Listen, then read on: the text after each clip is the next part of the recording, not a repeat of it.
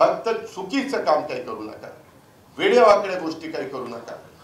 जर उद्याच्याला कशातनं निधी मिळाला तर निधी तिथंच वापरा. बऱ्याचदा आता परवा बीडला तर एका शहाण्याने करच केला. अजित पवारचं लेटर हॅड घेतलं, सही त्याचीच हाडली, सही पण माझी नाहीये, त्यांनीच ठोकली सही आणि काही यादी दिली आणि कलेक्टरला म्हणली ही कामं मंजूर करा. ते मला कळल्या त्याच्यावर FIR दाखल करायला लावला. कोणतरी सापडला, कुठल्या भागातला सापडला मला माहित नाही. शाळेला काय पोचलीत बघायला, एवढा कडक माझी सही करतोय आणि यादी करून कलेक्टरला देतोय, हे दादानी सांगितलं. कठीण आहे, कठीण. ते असलं काही तुम्ही कुणी करू नका. मी चांगल्याच्या पाठीशी सगळी ताकद पाण्याला लावेल बाबांना. पण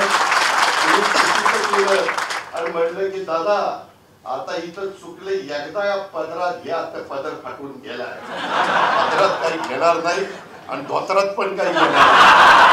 अरे आता धोतर पण कमी झाले, टोप्याही कमी झाल्या, परंतु तुमच्याबद्दल आम्हाला आदर आहे, आम्हाला अभिमान आहे. पागोटेवाले तर कधीतरी एखादी दिसते, आपण पण आहेत, आपल्याबद्दल पण आम्हाला आदर आहे. रामकृष्ण हरी. त्याच्यामध्ये मला एवढंच सांगायचं की शेवटी आपण ग्रामीण भागातनं समाजातनं पुढे आलेलो कार्यकर्ते आहेत आणि त्याच्यामुळं आपल्याला ह्यातल्या बारीक सारीक गोष्टी माहिती आहेत आणि आपण आपल्या पद्धतीने ते सांगायला जातो. म्हणून मित्रांनो, आज मला खरं तर भीमरावजींनी सांगितलेलं होतं तिथं कार्यक्रम घ्यायचा. आता मी धनंजय सांगितलं तर तो मला नाही, तिथं मोठी सभा घ्यायची आणि तिथं मी भाषण करणार आहे आणि त्याच्यामध्ये भीमरावजींनी असं सांगितलं. तर भीमरावजींनी म्हणले की दादा इथंच येतो, कारण वेळ पण कमी. आता साहेबांना मंत्रीपद द्या. कुठल्या साहेबांना? त्याच्यामध्ये या सगळ्या गोष्टी करत असताना माझी एवढीच विनंती आपल्याला सगळ्यांना, आपण चांगल्याच्या पाठीशी ताकद उभी करण्याचं काम करू. आपण एकमेकाच्या बद्दल आदर, जे आपल्या बाप दादाने आपल्याला प्रत्येकाचा रिस्पेक्ट करायला शिकवलेला आहे, वडीलधाऱ्यांचा आदर करायचा, सन्मान करायचा, अशा पद्धतीनं आपण एकमेकाशी वागूया.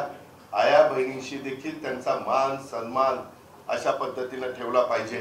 तिथंही एक चांगलं वातावरण, कायदा सुव्यवस्था बिघडणार नाही अशा प्रकारचा प्रयत्न माझा चोपडा, जळगाव, बीड, जालना, वाशिम, पालघर या सगळ्या महाराष्ट्रातल्या सगळ्या भागातल्या माझ्या सहकारी मित्रांनी केला पाहिजे, आमच्या मान्यवरांनी केला पाहिजे. अशा प्रकारची मी आपल्याला सगळ्यांना विनंती करतो. आणि एकंदरीतच हे सगळं काम करत असताना आमच्या भीमराव धोंडे साहेबांची शिक्षण संस्था देखील अतिशय चांगल्या प्रकारे त्यांनी चालवलेली आहे.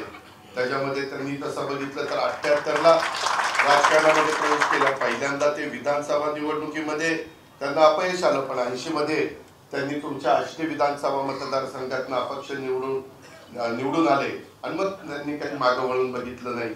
मला वाटतं 83 साली अंतोले साहेब मुख्यमंत्री म्हणजे त्या काळात असताना त्यांनी काँग्रेस पक्षामध्ये प्रवेश केला आणि 85ला ते काँग्रेस पक्षाच्या तिकिटावर विजयी झालेले होते. 2002-03 मध्ये आपल्या आष्टी तालुक्यातल्या जमिनीचं भूसंपादन लष्कराच्या काही कामाकरता मोठ्या प्रमाणावर करण्यात येणार होतं, ते होऊ नये म्हणून त्यांनी आष्टी ते दिल्ली असा 1400 किलोमीटरची पायी मोर्चा काढला आणि त्याच्यामध्ये त्या काळामध्ये मला वाटतं 2000 नागरिक जवळपास सहभागी झालेले होते. आणि धोंडे साहेबांच्या या आंदोलनामुळं आष्टी तालुक्यातील जमीन घेण्याचा निर्णय केंद्र सरकारने रद्द करावा लागलेला आहे.